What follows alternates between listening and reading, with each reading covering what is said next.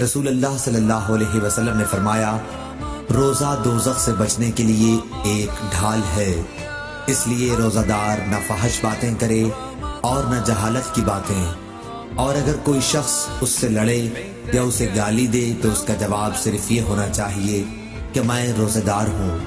یہ الفاظ 2 مرتبہ کہہ دے۔ اس ذات کی قسم جس کے ہاتھ میں میری جان ہے، روزہ دار کے منہ کی بو اللہ کے نزدیک مشک کی خوشبو سے بھی زیادہ پسندیدہ اور پاکیزہ ہے۔